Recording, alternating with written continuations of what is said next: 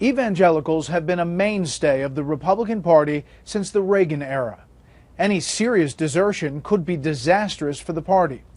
But there are signs of unhappiness. What will that mean for the election?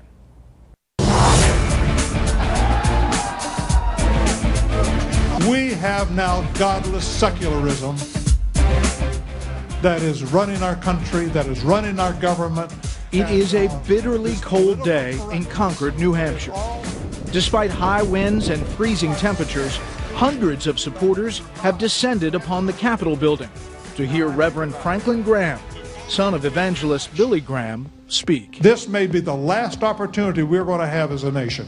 Graham, president and CEO of the Billy Graham Evangelistic Association, founded by his father in 1950, is on the fourth stop of his Decision America tour. He will travel to the capitals of all 50 states to host prayer rallies, inspiring people to get out and vote.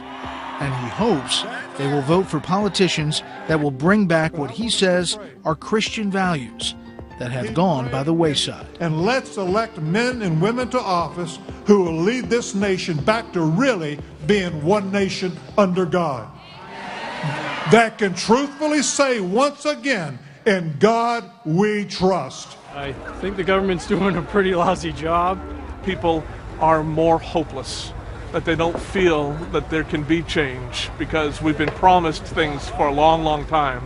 Before he started his tour, Graham made a stunning announcement. Just before Christmas, this socially conservative Christian leader announced he was quitting the GOP, saying, quote, "I have no hope in the Republican Party, the Democratic Party, or Tea Party to do what is best for America." This is the same Reverend Graham who led the benediction at the 2000 Republican convention. Ladies and gentlemen, may we pray. The breaking point for Graham was the fact that despite Republican control of the House and the Senate, Congress passed a spending bill that funded Planned Parenthood. When it comes to Planned Parenthood funding, what did you expect from the GOP? I would have expected that the GOP would have pushed back, tried to find some kind of compromise. I just was so disappointed that right before Christmas, they didn't want to fight, they didn't want to argue, just go ahead and give them everything that they want, and let's just go home and enjoy the holidays. Do you think faith voters have been abandoned by Republicans?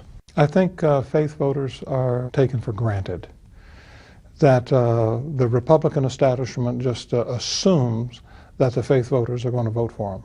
They assume that. And it's the wrong assumption.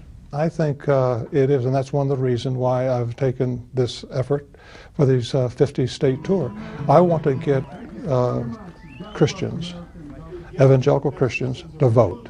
I'm not going to tell them who to vote for. I want people to vote for those that they see that are people of faith and who live out that faith in their life. That's our hope. His message to social conservatives is to get active and to hold politicians accountable for the support given to them by faith voters. Politicians will tell you anything. They'll say, oh yes, I'm a Christian and I love God. And as soon as they get into the office, so many of them live a different life and vote differently than what they were sent there to vote. Might it hurt Republicans in the fall? In some places it could, no question. In some places it might. So Republicans, don't take our vote for granted. It's not coming your way. You've got to earn it. No justice, no peace. Don't take our votes for granted.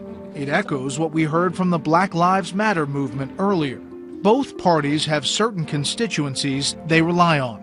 Democrats, for instance, expect high percentages of African Americans to vote for them, while the GOP expects socially conservative evangelicals to be in their corner. If any of this support starts to seriously fray, it would be a political earthquake. It's a fact that hasn't escaped the notice of Franklin Graham. I'm not leading a campaign against the Republican Party. I have resigned from the Republican Party because I can't stand on all 50 state capitol steps and lead a prayer rally for this nation and asking people to consider who they vote for without people thinking, well, he's really doing this for the Republican Party. I'm not doing this for the Republican Party. I'm doing this for our country. God be the glory.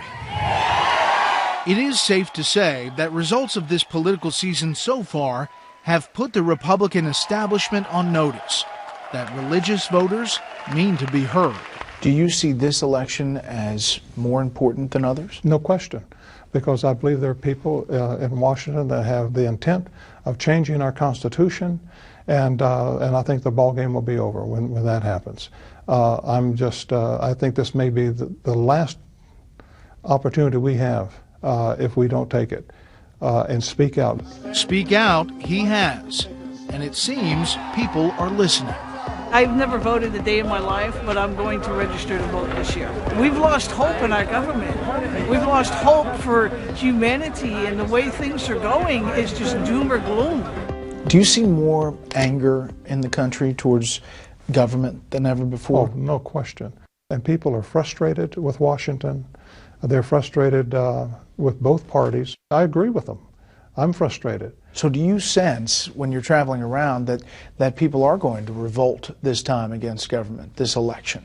I think this is going to be maybe one of the most unusual elections in our country's history. People are upset, people are mad, and I'm not sure how they're going to take that out.